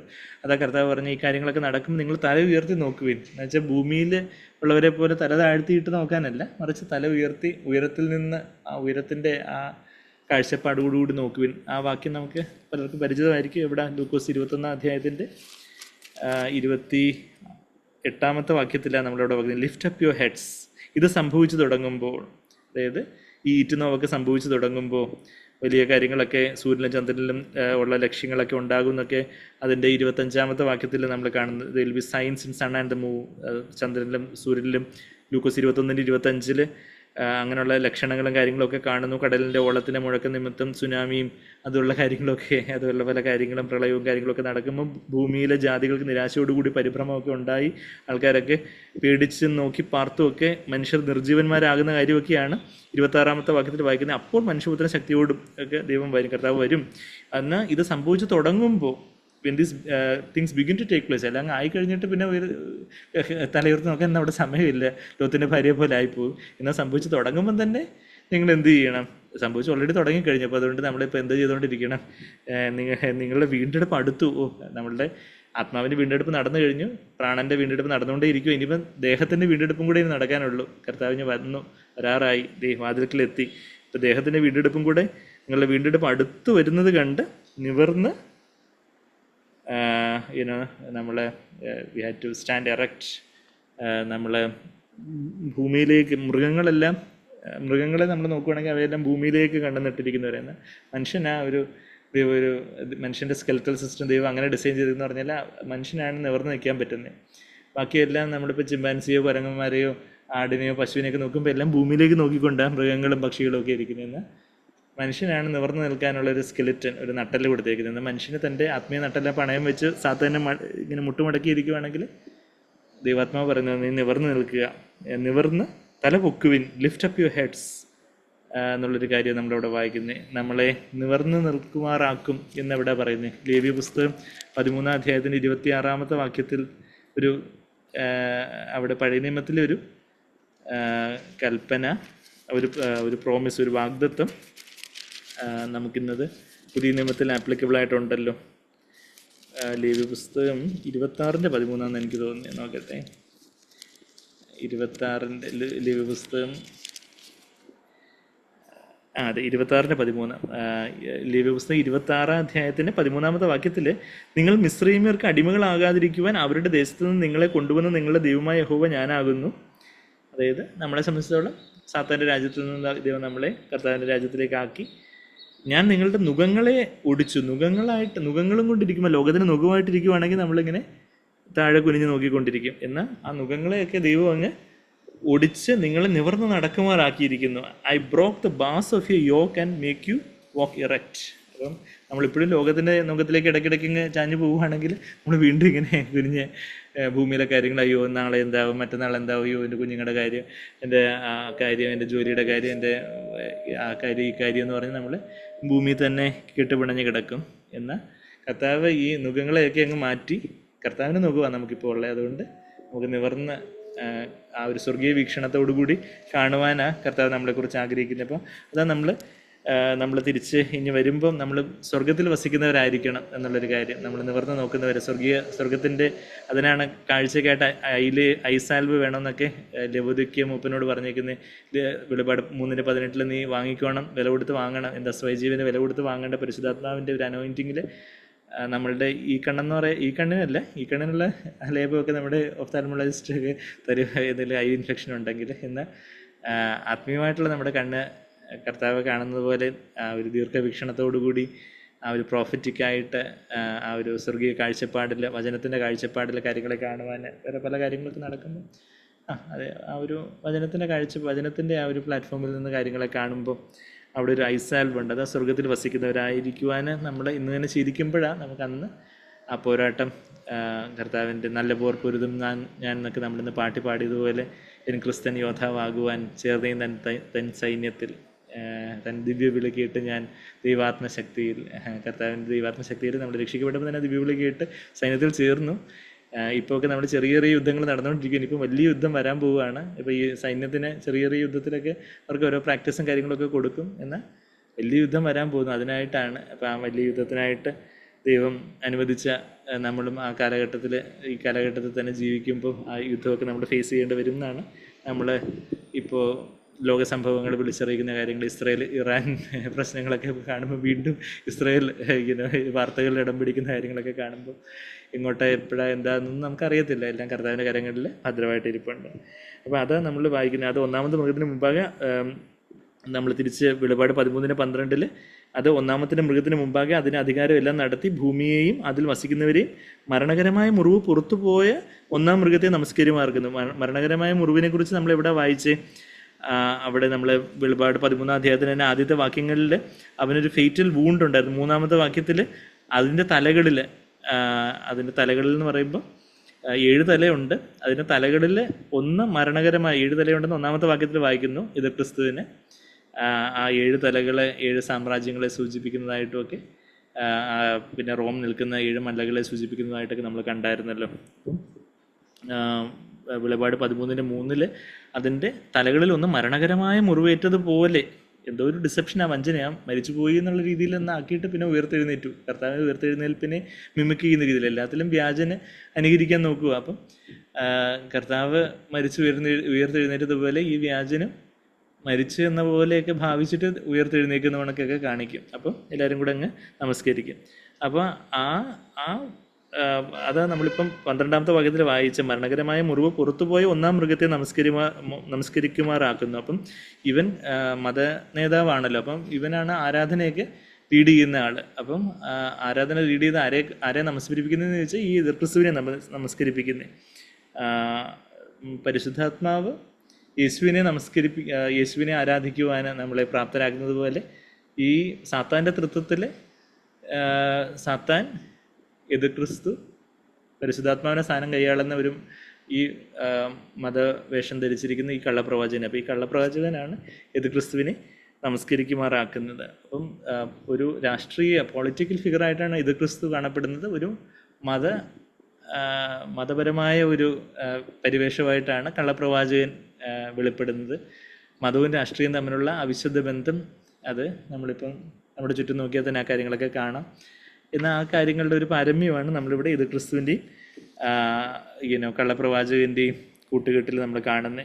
അത് കഴിഞ്ഞിട്ട് he makes the earth and those who dwell in it worship the first beast whose fatal wound was healed. ഈ പുറത്തുപോയ ഒന്നാം മൃഗത്തിനെ നമസ്കരിക്കുമാറാക്കുന്നു. നമ്മൾ ഈ എതിർ ക്രിസ്തു കള്ളപ്രവാചകൻ അങ്ങനെ ആ ഒരു പ്രയോഗം കർത്താവിൻ്റെ തിരുവായി മൊഴിഞ്ഞ് തന്നെ കർത്താവ് സംസാരിച്ചൊരു കാര്യം നമ്മളിവിടെ ഇപ്പം വായിച്ചു കേട്ടു. മത്തായി 24:24 ഓർക്കാൻ എളുപ്പം. മത്തായി 24:24 ഒരു ദിവസത്തിൽ എത്ര മണിക്കൂറുണ്ട്? 24. അപ്പോൾ 24 എന്താ പറയുന്നതെന്ന് ചോദിച്ചാൽ കള്ളക്രിസ്തുക്കളും കള്ളപ്രവാചകന്മാരും. അപ്പം ഇപ്പോൾ തന്നെ കള്ളക്രിസ്തുക്കളും കള്ളപ്രവാചകന്മാരും ഒത്തിരി ഉണ്ട്. എന്നാൽ കള്ളക്രിസ്തു കള്ളപ്രവാചകൻ അന്ന് വെളിപ്പെടും. അപ്പം അത് മത്തായി 24:24 കള്ളക്രിസ്തുക്കളും കള്ളപ്രവാചകന്മാരും എഴുന്നേറ്റ് കഴിയുമെങ്കിൽ വ്രതന്മാരെയും തെറ്റിക്കാനായിട്ട്. അപ്പം ആരെയും വെറുതെ വിടാനില്ല, ദൈവമക്കളെയും കൂടെ തെറ്റിക്കാൻ വേണ്ടി നോക്കും. വ്രതന്മാരെ തെറ്റിക്കാനായിട്ട് വലിയൊരു വിശ്വാസത്യാഗമൊക്കെ ഓൾറെഡി നടന്നുകൊണ്ടിരിക്കുന്നു. അങ്ങനെ കഴിയുമെങ്കിൽ വ്രതന്മാരെയും തെറ്റിക്കുവാനായിട്ട് വലിയ അടയാളങ്ങളും അത്ഭുതങ്ങളും കാണിക്കും. അപ്പോൾ ഈ അടയാളങ്ങളുടെയും അത്ഭുതങ്ങളുടെയൊക്കെ പിന്നാലെ പോകുന്ന ആൾക്കാർ ഇന്ന് തെറ്റിപ്പോയി എന്ന് ചോദിച്ചാൽ മതി. നമ്മൾ അതുകൊണ്ടാണ് ഈ അതീന്ദ്രിയമായിട്ട് സൂപ്പർ നാച്ചുറലായിട്ട് നടക്കുന്നതെല്ലാം മിറക്കിൾസ് എല്ലാം ദൈവത്തിൽ നിന്നുള്ളതല്ല എന്നുള്ളൊരു കാര്യം നമ്മൾ കാണുന്നത്. പിന്നെ പഴയ നിയമത്തിൽ ബാലാക്ക് രാജാവിൻ്റെയും ബിലയാം പ്രവാചകൻ്റെയും കാര്യം നമ്മളിപ്പം കണ്ടു. നമ്മളിപ്പം ആദിമോചന പുസ്തകത്തിൽ വായിച്ച് കിട്ടും. അവിടെ ഒരു ബാലാക്ക് രാജാവ് ഒരു പൊളിറ്റിക്കൽ ഫിഗർ, രാഷ്ട്രീയ ആയിട്ടുള്ള ഒരു മനുഷ്യൻ. എന്നാൽ ബിലയാം ഒരു പ്രവാചകൻ എന്ന വണ്ണം അവന് ദൈവത്തിൻ്റെ പ്രവാചകൻ എന്ന വണ്ണം വന്ന് ഇസ്രായേലിനെ ശപിക്കാനൊക്കെ നോക്കിയ കാര്യമൊക്കെ നമ്മളവിടെ സംഖ്യാപുസ്തകത്തിൽ വായിക്കുന്നുണ്ടല്ലോ. അതിൻ്റെ 22 അധ്യായം മുതലൊക്കെ നമ്മളവിടെ വായിക്കുന്നുണ്ട്. അപ്പം അവിടെ അന്ന് തുടങ്ങിയ ഒരു ബിലയാമിൻ്റെ ദ എറർ ഓഫ് ബിലയാം എന്നൊക്കെ പറഞ്ഞ് നമ്മൾ യൂദായുടെ പുസ്തകത്തിലൊക്കെ നമ്മൾ വായിക്കുന്നുണ്ട്. യൂദായുടെ പുസ്തകത്തിൻ്റെ 11-ാമത്തെ വാക്യത്തിൽ എന്താ വായിക്കുന്നത്? എറർ ഓഫ് ബാലാം, അതാ കയ്യിൻ്റെ വഴിയിൽ നടക്കുകയും കൂലി കൊതിച്ച് ബിലയാമിൻ്റെ വഞ്ചനയിൽ തങ്ങളെ തന്നെ ഏൽപ്പിക്കുകയും കോരഹിൻ്റെ മത്സരത്തിൽ നശിച്ചു പോവുകയും ചെയ്തു. Way of Cain, error of Balaam and rebellion of Korah എന്നുള്ളൊരു കാര്യം നമ്മൾ വായിക്കുന്നത്. എറർ ഓഫ് ബാലാം, അതായത് കൂലി കൊതിച്ച് കൂടുതൽ പൈസ ആര് കൊടുക്കുമോ പൈസയ്ക്ക് അനുസരിച്ച് പ്രവചിക്കാൻ പോയി, പൈസയ്ക്ക് അനുസരിച്ച് ശുശ്രൂഷ ചെയ്യാൻ പോകുന്ന ഒത്തിരി കള്ളപ്രവാചകന്മാർ ഇന്നും ക്രിസ്തീയ എന്ന് പറയുന്ന ലോകത്തുണ്ടല്ലോ. അപ്പോൾ ആ കാര്യങ്ങളെയൊക്കെ അങ്ങനെയൊക്കെയുള്ള പല കാര്യങ്ങളൊക്കെ അതിൻ്റെയൊക്കെ ഒരു പാരമ്യം അന്ന് ഈ അവസാനം നമ്മൾ കാണുന്നുള്ളൊരു കാര്യം നമുക്ക് 13-ാമത്തെ വാക്യത്തിൻ്റെ ഇനിയിപ്പോൾ അടുത്ത 13-ാമത്തെ വാക്യത്തിൻ്റെ ഒരു സെൻറ്റൻസേ ഉള്ളൂ. അപ്പം 13-ാമത്തെയും 14-ാമത്തെയും വാക്യത്തിൻ്റെ എക്സ്പ്ലനേഷൻ ഇപ്പം തോമസ് പേർ വായിക്കുമല്ലോ ജസ്റ്റ് ബ്രദർ. അത് ആ പോർഷൻ വെളിപ്പാട് 13-ാം അധ്യായത്തിൻ്റെ 13-ാമത്തെ വാക്യവും 14-ാമത്തെ വാക്യവും നമ്മളിപ്പം വായിച്ച് കേൾക്കുകയായിരുന്നല്ലോ.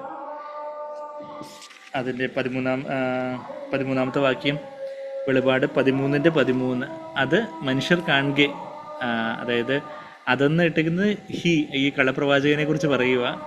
അത് മനുഷ്യർ കാണുക, ആകാശത്ത് നിന്ന് ഭൂമിയിലേക്ക് തീ ഇറങ്ങുമാർ വലിയ അടയാളങ്ങൾ പ്രവർത്തിക്കുകയും. അപ്പം ആകാശത്ത് നിന്ന് തീ ഇറക്കുന്നത് സാത്താന് പുത്തിരിയൊന്നും അല്ല.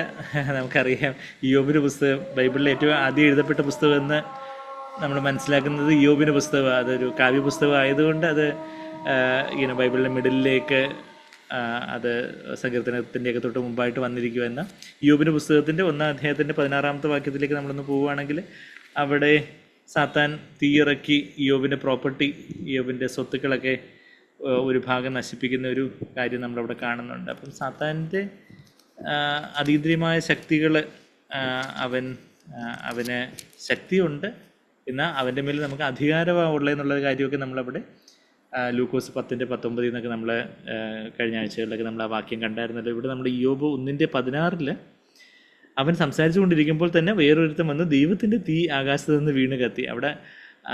അവിടെ എന്താ ദൈവം ആർക്കാ അനുവാദം കൊടുത്തതെന്ന് ചോദിച്ചാൽ സാത്താൻ അനുവാദം കൊടുത്തപ്പോഴാണ് ഈ കാര്യങ്ങൾ സംഭവിക്കുന്നത്. അപ്പം അവിടെ ചേവകന്മാർ ഒരു ദാസം വന്ന് പറയുക ഫയർ ഓഫ് ഗോഡ് എന്ന് പറയുന്നു. പക്ഷേ യഥാർത്ഥത്തിൽ സാത്താൻ ആ തീ ഉണ്ടാക്കിയത്. സാത്താനെ വേലി കുറച്ചൊന്ന് പൊളിക്കുവാൻ ദൈവം അനുവാദം കൊടുത്തപ്പോഴാണ് ഈ തീയൊക്കെ ആകാശത്ത് നിന്ന് വീണ് കത്തി ആടുകളും വേലക്കാരും അതിനിരയായിപ്പോയി.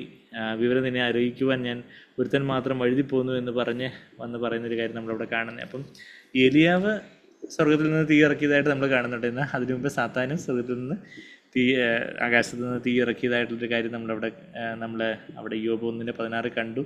അപ്പോൾ ഇവിടെ 13-ാമത്തെ വാക്യത്തിൽ വെളിപാട് 13:13 വരുമ്പോൾ മനുഷ്യർ കാണുക, അത് എന്തോ സീക്രട്ടായിട്ട് എന്തോ നടന്നിട്ട് ഇങ്ങനെ ചെയ്തു എന്ന് പറയുമല്ല, എല്ലാവരുടെയും മുമ്പായിട്ട് in the presence of men മനുഷ്യർ കാണുക, ആകാശത്ത് നിന്ന് ഭൂമിയിലേക്ക് തീ ഇറങ്ങുമാർ വലിയ അടയാളങ്ങൾ പ്രവർത്തിക്കും. അപ്പം വലിയ ആശ്ചര്യം ഉണ്ടാക്കുമാറുള്ള വലിയ കാര്യങ്ങളൊക്കെ നടക്കും. അപ്പോൾ അതൊക്കെ കാണുമ്പോഴത്തേക്കും അത്ഭുത ശക്തി നടന്നു, ഇവിടെ അത്ഭുതം നടന്നു, അവിടെ പ്രതിമയിൽ നിന്ന് കണ്ണുനീര് വന്നു, രക്തം വന്നു, അല്ലെങ്കിൽ ഇവിടെ എന്തെങ്കിലുമൊക്കെ പല അത്ഭുതങ്ങൾ നടന്നു എന്നൊക്കെ പറഞ്ഞുകൊണ്ട് അത്ഭുതങ്ങളുടെ അടയാളങ്ങളുടെയൊക്കെ പിന്നാലെ പോകുന്നവർ എപ്പം വഞ്ചിക്കപ്പെട്ടു എന്ന് ചോദിച്ചാൽ മതി. അപ്പം നമ്മൾ ആ 2 തെസ്സലോനിക്കർ 2-ാം അധ്യായത്തിന് 9 മുതൽ 11 വരെയുള്ള വാക്യങ്ങളൊക്കെ നമ്മൾ എപ്പോഴും വായിക്കുന്ന വാക്യങ്ങളാണ്. വ്യാജ അത്ഭുതങ്ങളും അടയാളങ്ങളും ഒക്കെ ആയിട്ടായിരിക്കും അധർമ്മമൂർത്തിയുടെ വെളിപ്പെടൽ എന്നുള്ളൊരു കാര്യം. സത്യത്തെ സ്നേഹിച്ച് കൈക്കൊള്ളായികയാൽ അവർ വഞ്ചിക്കപ്പെടും, ദൈവം തന്നെ വ്യാജത്തിനൊരു വ്യാപാര ശക്തി അയക്കും എന്നൊക്കെയാണ് അവിടെ 2 തെസ്സലോനിക്കർ 2-ാം അധ്യായത്തിൻ്റെ 9 മുതൽ 11 വരെയുള്ള വാക്യങ്ങളിലൊക്കെ നമ്മൾ കഴിഞ്ഞ ആഴ്ചകളിലൊക്കെ നമ്മൾ ആ കാര്യങ്ങളൊക്കെ വീണ്ടും കണ്ടായിരുന്നല്ലോ. അത് കഴിഞ്ഞിട്ടിപ്പോൾ നമ്മളിപ്പോൾ 14ാമത്തെ വാക്യവും നമ്മൾ അതിൻ്റെ കൂടെ അങ്ങ് വായിച്ചു. And he ഡിസീവ്സ് those who dwell on the earth. വീണ്ടും ആ ഭൂവാസികളെ, ഭൂമി വസിക്കുന്നവരെ. അപ്പോൾ നമ്മൾ ഇന്ന് ഇതെല്ലാം കാര്യങ്ങൾ പെട്ടെന്ന് നടക്കുമ്പോൾ നമ്മളങ്ങ് അപ്പോഴത്തേക്ക് പെട്ടെന്ന് സ്വർഗ്ഗവാസികളായി പോകാമെന്ന് വിചാരിച്ചാൽ അപ്പോൾ പ്രയാസമായിരിക്കും. എന്നാൽ ഇപ്പം തന്നെ നമ്മളുടെ ചെറുതും വലുതുമായിട്ടുള്ള പല പ്രശ്നങ്ങളും പ്രതിസന്ധികളും ഒക്കെ നേരിടുന്ന ഈ കാലഘട്ടത്തിൽ തന്നെ നമ്മൾ സ്വർഗ്ഗവാസികളാകുവാൻ, സ്വർഗത്തിൽ തന്നെ ഉയരത്തിൽ തന്നെ നമ്മളെ മനസ്സുറപ്പിക്കുവാൻ, പരിശുദ്ധാത്മാവ് നിറയപ്പെട്ട കാര്യങ്ങളെല്ലാം സ്വർഗീയമായിട്ടുള്ളൊരു കാഴ്ചപ്പാടിൽ കൂടെ കാണുവാൻ, കം അപ്പ് ഹിയർ, ഉയരത്തിലേക്ക് കയറി വരിക എന്നൊരു ശബ്ദം കേട്ടു എന്നൊക്കെ പറഞ്ഞാൽ ഈ പ്രവചനത്തിൻ്റെ ഈ ഭാവി കാര്യങ്ങളെക്കുറിച്ചുള്ള നിത്യതയിൽ അവസാന കാലത്ത് നടക്കാൻ പോകുന്നതിൻ്റെയൊക്കെ ഉള്ള ആ കാര്യങ്ങളെല്ലാം പറഞ്ഞു തുടങ്ങുമ്പോൾ തന്നെ വെളിപാട് പുസ്തകം 4-ാം അധ്യായത്തിന് 1-ാമത്തെ ഭാഗത്തിൽ ഈ യോഹന്നാനോട് തന്നെ പറയുന്നത് come up here, come up higher, ഉയരത്തിലേക്ക് കയറി വരിക എന്നുള്ളൊരു ശബ്ദം. അപ്പം അതുപോലെ ഉള്ളൊരു ശബ്ദമാണ് കർത്താവ് നമ്മളോട്, നമ്മുടെ ഇതുവരെയും ജീവിച്ചതിലും കുറച്ചുകൂടെ ഉന്നതമായിട്ടുള്ള, കുറച്ചുകൂടെ I M pressing on the upward way, new heights and gaining every day എന്നൊക്കെ നമ്മളൊരു ഇംഗ്ലീഷ് ഹിമ്മിൽ പാടാറുണ്ട്. ഓരോ ദിവസവും ആത്മീയമായിട്ട് നമ്മൾ കൂടുതൽ ഉയരത്തിൽ നമുക്കായിട്ടങ്ങ് പിടിച്ച് കയറാൻ പറ്റത്തില്ല. നമ്മൾ സമ്പൂർണ്ണമായിട്ട് നമ്മത്തിനെ അങ്ങ് താഴ്ത്തിയാൽ മതി. പരിശുദ്ധാത്മ നമ്മൾ അധികമായിട്ടൊന്ന് നിറഞ്ഞ് നമ്മളുടെ ജഡത്തിൽ അധികമായിട്ട്, നമ്മുടെ ജഡം സ്വയം അധികമായിട്ട് ചീന്തപ്പെടുമ്പോൾ, നുറുക്കപ്പെടുമ്പോൾ, അധികമായിട്ടുള്ള ആത്മാവിൻ്റെ ശക്തി നമ്മളിലേക്ക് പകരപ്പെടുമ്പോൾ അധികം ഉയരത്തിലേക്ക്, അധികം ആത്മീയമായിട്ടുള്ള ഒരു അഭിഷേകത്തിൽ, അധികം ആത്മാവിൻ്റെ ഒരു ശക്തിയിൽ ഉയരത്തിൽ നിന്ന് കാര്യങ്ങളെ കാണുവാനും നമ്മൾ ആ ഒരു സ്വർഗത്തിൽ കർത്താവിൻ്റെ മാർവിൽ സ്വസ്ഥതയോടായിരിക്കാൻ, ഇങ്ങനെയൊക്കെയുള്ള കാര്യങ്ങളൊക്കെ നടക്കുമ്പോഴും കർത്താവിൻ്റെ സ്വസ്ഥതയോടായിരിക്കാൻ സ്വർഗീയവാസികൾക്ക് പറ്റും. പക്ഷേ ഭൂവാസികൾ എന്ത് ചെയ്യും? അതാ 14ാമത്തെ ഭാഗത്ത് നമ്മളിപ്പോൾ വായിച്ചു, മൃഗത്തിന് മുമ്പിൽ പ്രവർത്തിക്കുവാൻ തനിക്ക് ബലം കിട്ടിയ അടയാളങ്ങളെ കൊണ്ട്, അത് ദൈവത്തിൻ്റെ അനുവാദം. It was given to him to perform in the presence. ഇപ്പം 14-15 വാക്യങ്ങളിൽ ആ ഗിവൺ എന്നുള്ള കാര്യം നമ്മൾ ആദ്യം തന്നെ നമ്മളത് കണ്ടായിരുന്നല്ലോ. അപ്പോൾ ദൈവനെ അനുവദിച്ചു. അങ്ങനെ അടയാളങ്ങളെ കൊണ്ട് ഭൂവാസികളെ തെറ്റിക്കുകയും വാണാൽ മുറിവേറ്റിട്ടും ജീവിച്ച മൃഗം. അപ്പം അത് വീണ്ടും എടുത്ത് പറയും. 3-ാമത്തെ വാക്യത്തിൽ പറയുന്നുണ്ട് അവനെ പുറത്തുപോയ മുറിവിനെ കുറിച്ച്, വലിയൊരു മരണകരമായ മുറിവിനെ കുറിച്ച് 3-ാമത്തെ വാക്യത്തിൽ പറയുന്നു. പിന്നെ 12-ാമത്തെ വാക്യത്തിലും ഈ ഫേറ്റൽ വൂണ്ട് ഹീൽ ചെയ്യുന്നതായിട്ട് പറയുന്നു. അപ്പം 14-ാമത്തെ വാക്യത്തിൽ ഈ മുറിവിനെ കുറിച്ച് പറയും. അപ്പോൾ ഇതെന്തോ വലിയൊരു ചർച്ചാ വിഷയമായിട്ടോ, മുറിവ് ഉണങ്ങിയ ആൾ എന്നുള്ള രീതിയിൽ, അപ്പം ആ ഒരു മരണത്തിൽ നിന്ന് ജയിച്ചു വന്ന വലിയ ഏകലോക ഭരണാധികാരി, വലിയ ശക്തനായ, അപ്പം അങ്ങനെ, അപ്പം അതൊരു ദൈവിക പരിവേഷം കൂടെ കൊടുക്കാനായിട്ട് ഈ കള്ളപ്രവാചകനും ഒരുങ്ങി നിൽപ്പുണ്ട്. അപ്പോൾ അങ്ങനെ വാണാൽ മുറിവേറ്റിട്ടും ജീവിച്ച മൃഗത്തിന് പ്രതിമ ഉണ്ടാക്കുവാൻ, ആ മൃഗത്തിൻ്റെ പ്രതിമയാണ് ശൂന്യമാക്കുന്ന മ്ലേച്ഛത എന്ന് കർത്താവ് മത്തായി 24-ാം അധ്യായത്തിൽ കർത്താവ് പറയുന്ന ശൂന്യമാക്കുന്ന മ്ലേച്ഛതയെക്കുറിച്ച് പറയുന്നുണ്ട്. അത് ഈ മൃഗത്തിൻ്റെ പ്രതിമ, അതായത് ഇപ്പം നെബൂഖദ്നേസർ തൻ്റെ തന്നെ ഒരു പ്രതിമ ഉണ്ടാക്കി എല്ലാവരും നമസ്കരിക്കണമെന്ന് പറഞ്ഞതുപോലെ, നെബൂഖദ്നേസർ അന്ന് ഒരു ടൈപ്പ് ഓഫ് ആൻറ്റി ക്രൈസ്റ്റ് ആയിട്ട്, ഒരു ക്രിസ്തുവിൻ്റെ പ്രതിരൂപമായിട്ടായിരുന്നു. എന്നാൽ നെബൂഖദ്നേസർ പിന്നെ മാനസാന്തരപ്പെട്ടതായിട്ട് നമ്മൾ കാണുന്നു. അവന് വലിയ ശിക്ഷാവിധി വന്ന് ദൈവം അവനെ നുറുക്കി, അവനെ ഹംബിൾ ചെയ്തു. എന്നാൽ ഈ എതിർ ക്രിസ്തു തൻ്റെ തന്നെ ഒരു വലിയ വിഗ്രഹം ഉണ്ടാക്കുന്നു. ഇപ്പോഴും നമ്മളറിയാം, ഇങ്ങനെ വലിയ വിഗ്രഹങ്ങളും പ്രതിമകളും ഒക്കെ ഉണ്ടാക്കുന്ന കാര്യങ്ങളുമൊക്കെ. അപ്പം തൻ്റെ തന്നെ വലിയൊരു വിഗ്രഹം ഉണ്ടാക്കി അതിൽ നമസ്കരിക്കാത്തവരൊക്കെ നമസ്കരിക്കുകയും, പിന്നെ ഈ മാർക്ക് ഓഫ് ദ ബീസ്റ്റൊക്കെ, മൃഗത്തിൻ്റെ മുദ്രയൊക്കെ എടുക്കണം എന്നുള്ള കാര്യമൊക്കെ തുടർന്നുള്ള വാക്യം 16-17 വാക്യങ്ങളിലൊക്കെ നമ്മൾ കാണുന്നത്. അപ്പോൾ അങ്ങനെ ആ മൃഗത്തിൻ്റെ പ്രതിമ ഉണ്ടാക്കുവാനും ഭൂവാസികളോട് പറയുകയും ചെയ്യുന്നു. അപ്പം ഇത് telling those who dwell on the, ഈ ഭൂവാസികളാണ് എന്ത് ചെയ്യുന്നത്? മൃഗത്തിൻ്റെ മുദ്രയൊക്കെ ഉണ്ടാക്കി കൊടുക്കുന്നത്. അപ്പം അപ്പോൾ ഇവന് മരിച്ച് ഉയർത്തെഴുന്നേറ്റവനെന്ന വണ്ണം വന്നവനാ. അപ്പോൾ ഇവന് വലിയൊരു പ്രതിമയൊക്കെ ഉണ്ടാക്കി അത് ഒരുപക്ഷെ യെരുശലേം ദേവാലയത്തിന് അതിവിശുദ്ധ സ്ഥലത്ത്, യെരുശലേം ദേവാലയം അപ്പോഴത്തേക്ക് പണിയപ്പെടും എന്നുള്ളൊരു കാര്യം നമ്മൾ മനസ്സിലാക്കുന്നത്. യഹൂദന്മാരോട് ഒരു 7 വർഷത്തെ ഒരു കവനൻറ്റിലാണ് ഇത് ക്രിസ്തു എൻ്റർ ചെയ്യുന്നതെന്നൊക്കെ ദാനിയേൽ 9-ാം അധ്യായത്തിൻ്റെ 24 മുതലുള്ള വാക്യങ്ങളൊക്കെ നമ്മൾ വായിച്ചായിരുന്നു. അപ്പോൾ ആ 7 വർഷക്കാലത്തിൻ്റെ ആ ട്രീറ്റിൽ ആദ്യത്തെ 3.5 വർഷക്കാലം കൊണ്ട് യെരുശലേം ദേവാലയം പണിയപ്പെടുമെന്നാണ് നമ്മൾ മനസ്സിലാക്കുന്നത്. അപ്പോൾ ആ 3.5 വർഷക്കാലം, ആ 7 വർഷക്കാലത്തിൻ്റെ ഒത്ത നടുക്ക് അവൻ കവനൻ്റ് ബ്രേക്ക് ചെയ്യുന്നതൊക്കെ നമ്മൾ ദാനിയേൽ 9-24 മുതൽ കാണുന്നത്. അപ്പം 3.5 വർഷക്കാലത്തിൽ അവർ ബ്രേക്ക് ചെയ്തിട്ട് ആ പിന്നീടുള്ള 3.5 വർഷക്കാലമാണ് അവൻ ഏകലോക ഭരണാധികാരിയായിട്ട് ഇരിക്കുന്നത്. അപ്പം കവനൻ്റ് ബ്രേക്ക് ചെയ്യുന്ന സമയത്ത് അവൻ തന്നെ യെരുശലേം ദേവാലയത്തിന് അതിവിശുദ്ധ സ്ഥലത്ത് താൻ തന്നെ ദൈവം എന്ന് പറഞ്ഞ് ചെന്നിരിക്കുന്ന ഒരു കാര്യം, അതാണ് ശൂന്യമാക്കുന്ന മ്ലേച്ഛത. അപ്പോൾ ഈ ഒരു മൃഗത്തിൻ്റെ പ്രതിമ, അത് ശൂന്യമാക്കുന്ന ഒരു മ്ലേച്ഛതയ്ക്ക് തുല്യമായിട്ട്, അത് ദാനിയേലിൻ്റെ പുസ്തകത്തിൽ ഈ ശൂന്യമാക്കി നമ്മൾ അയച്ചതേക്കുറിച്ച് നമ്മൾ പറയുന്നൊരു അതിൻ്റെ പരാമർശത്തെക്കുറിച്ചൊക്കെ നമ്മുടെ ഈ അന്തിമവിജയം പുസ്തകത്തിൽ തന്നെ അത് ദാനിയേൽ 11:31 പറയുന്നുണ്ട്. നമുക്ക് ഇന്നത് ചിന്തിക്കാൻ സമയമില്ല, ഇപ്പം 8 മണി കഴിഞ്ഞല്ലോ. അപ്പം അതൊക്കെ ദാനിയേൽ 11:31 പറയുന്നത് നമ്മൾ ഈ 15-ാമത്തെ വാക്യത്തിൻ്റെ എക്സ്പ്ലനേഷൻ ആയിട്ട് അതൊക്കെ കാണുന്നുണ്ട്. അത് ചരിത്രത്തിൽ BC 175 ഒരു സിറിയൻ ഭരണാധികാരിയായ ആന്റിയോക്കസ് എപ്പിഫാനസിലൂടെയൊക്കെ അത് ഇത് ക്രിസ്തുവിൻ്റെ ഒരു പ്രതിരൂപം എന്ന വണ്ണം അവൻ അന്ന് അങ്ങനെ ഒരു പന്നിയെ യെരുശലേം ദേവാലയത്തിൽ കൊണ്ടുപോയി ബലിയിടിച്ച് അവിടെ ആ വിശുദ്ധ സ്ഥലമൊക്കെ അശുദ്ധമാക്കുന്ന ഒരു കാര്യമൊക്കെ കർത്താവ് വരുന്നതിന് 175 വർഷം മുമ്പ് നടന്നിട്ടുണ്ട്. എന്നാൽ അതിൻ്റെ ഒരു റെപ്പറ്റീഷൻ, അതിൻ്റെ ഒരു തനിയാവർത്തനം തന്നെ ഇത് ക്രിസ്തുവിൻ്റെ സമയത്ത് നടക്കും. ഇത് ക്രിസ്തുവിൻ്റെ ഒരു പ്രതിരൂപമായിരുന്നു ആന്റിയോക്കസ് എപ്പിഫാനസ് എന്ന് പറയുന്ന ആ സിറിയൻ ഭരണാധികാരി. എന്ന അവസാന കാലത്ത് ഇത് ആ ശൂന്യമാക്കി നമ്മൾ അയച്ചതേക്കുറിച്ച് കർത്താവ് മത്തായി 24 പറയുമ്പോൾ അതിൻ്റെ ഒരു തനിയാവർത്തനം വീണ്ടും ഉണ്ടാകും എന്നുള്ളൊരു കാര്യം നമ്മളവിടെ കാണുന്നുണ്ട്. അപ്പോൾ ആ മൃഗത്തിൻ്റെ പ്രതിമ ഉണ്ടാക്കുന്നതിനെ കുറിച്ചൊക്കെയാണ്. അത് പ്രതിമ ഉണ്ടാക്കാൻ ആരോട് പറഞ്ഞെന്നാണ് വായിക്കുന്നത്. അവരെ തന്നെ പ്രതിമ ഉണ്ടാക്കുകയല്ല, ഈ ഭൂവാസികളുടെ മണ്ടന്മാരായിട്ടുള്ള ഭൂവാസികൾ, ആത്മീയമായിട്ട് പറയുകയാണെങ്കിൽ അവർ ഭോഷന്മാരാണ് ഈ ഭൂവാസികൾ. അവർക്ക് ദൈവത്തിൻ്റെ ജ്ഞാനമില്ല.